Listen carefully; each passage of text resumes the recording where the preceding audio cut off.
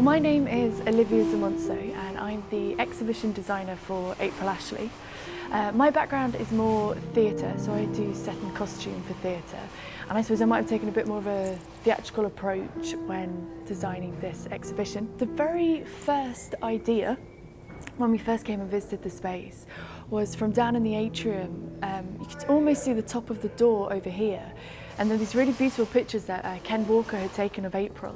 And there was one, this is one of the series, and there was one where it had a white scarf covering her mouth. And so I sort of had this thought, because the whole building is this sort of amazing expanse of quite powerful white walls, was to have these eyes sort of protruding out of them, looking at us over the atrium when we came in. From that, sort of developed it further again, because the walls are so sort of powerful, and we also wanted to sort of slightly be able to dominate our space. So we went into using sort of black and white. And again, that's quite successful because the black and white together is quite strong.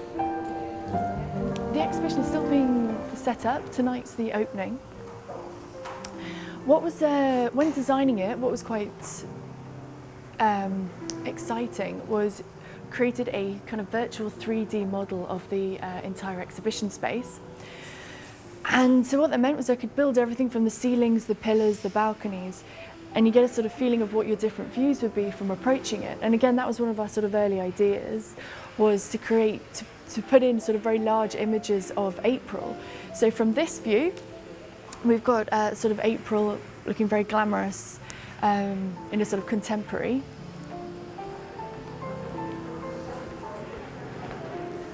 And then sort of from here, we've got a sort of 60s modelling times utilising the windows, which is also really lovely because in the carousel, when you sort of come through, that sort of takes your eye and draws you out into the next section. And then again here, we've got sort of the two black and white images, the lead image of Ken Walker that we picked, and then April is George Jameson. And so this was quite nice because it meant that as well as when you're sort of arriving, you get these sort of large prints that kind of draw you in. And sort of give you a little bit of a story from far away. So when we first came into the space, it was very different, and it was quite a challenge because the whole of the back wall and the walls around there were basically windows, so none of these walls existed. And then also every other wall had some sort of architectural feature that we had to work around. So for example, we've got toilets, we've got fire doors. So actually we only had this wall here, was the only uninterrupted sort of wall ready to exhibit on. And Homotopia were very keen on having this sort of carousel cinema space. So what I did was kind of took the space and worked out a way that we could build the cinema and then utilise those walls on the outside so that we can therefore have more walls to exhibit onto. And we also sort of broke up the space slightly in a way so that Gary could curate it as a chronological journey. So from the start here, we're sort of in the 30s, 40s of April living in Liverpool, going through to London and then Paris. So the carousel in the middle almost becomes quite a strong sort of transition point. Also what's quite lovely is the black and the white, which has more of a perhaps sort of Vogue feel, which was something that Gary was very keen on. So when we sort of reach the carousel, it's a lot more sort of theatrical and colourful.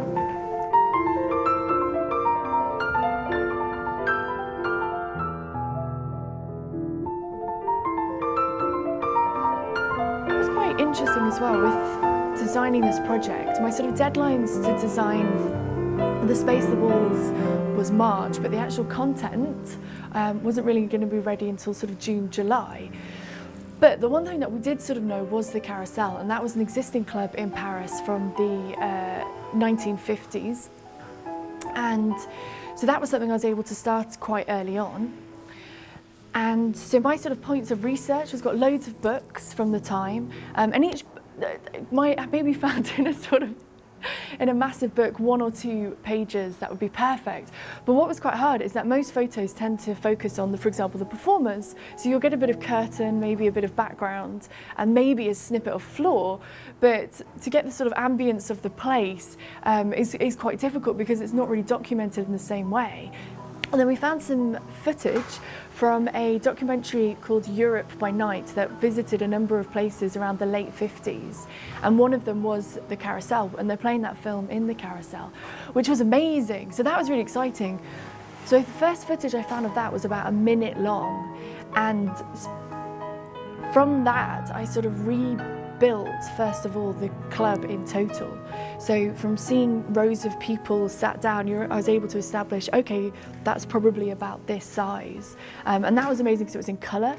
So quite pixelated, but you've got a bit of a feel of what, for example, is going on with the wallpapers. Then I guess Coco Chanel performing on stage, you can see a little bit of the sort of borders and legs of the proscenium, and you can see that there's a curve going on, and it's got sort of shells and headlights at the top, and you've got these sort of twisted columns going up at the sides, and I could see what the floor was like. And then, so I'd sort of recreated the whole club from that. So in the actual club, you would have had another sort of platform around this side where the band was, and the entrance going around the back here then went to the bar. And then much later on, I found that there was another whole minute and a half to that piece of film, which was amazing. And then it was the first time I saw the proscenium in its entirety, and it panned out and actually showed me it. So from up until then, I'd been sort of from tiny little viewpoints trying to guess what was where, what that column was doing, how it was working. So for our actual club, as no one's really going to perform on it, and we turned it into a cinema, we sort of cheated a lot of the perspective, so it's smaller than it would be.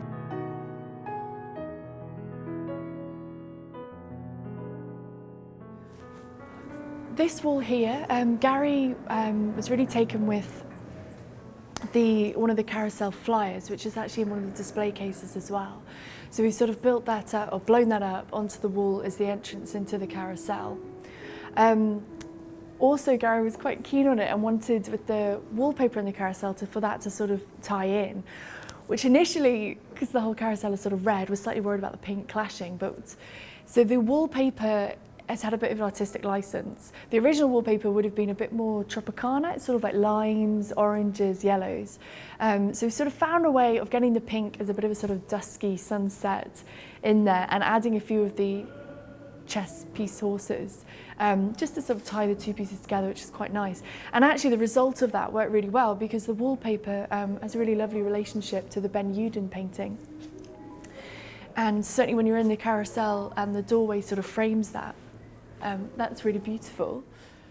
Our sort of challenge was to try and come up with some kind of visual signifier that would take us, starting from the 1930s up to kind of contemporary, 2013, and obviously something appropriate to the project. And we were actually looking at this picture of April, which was her second wedding, and we were just saying how, you know, glamorous she looks. You know, it sort of seems straight out of Dallas or Dynasty.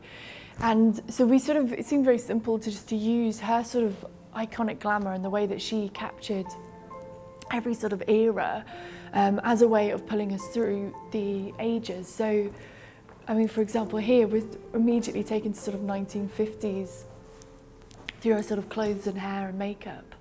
And again, you see sort of very 60s feel here with this one.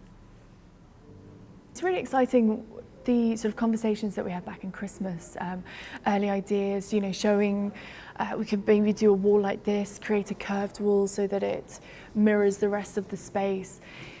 And all the sort of planning and time and talks and meetings that goes into that, and sort of going from the virtual 3D model and then being able to actually step into it and be inside it, is really rewarding.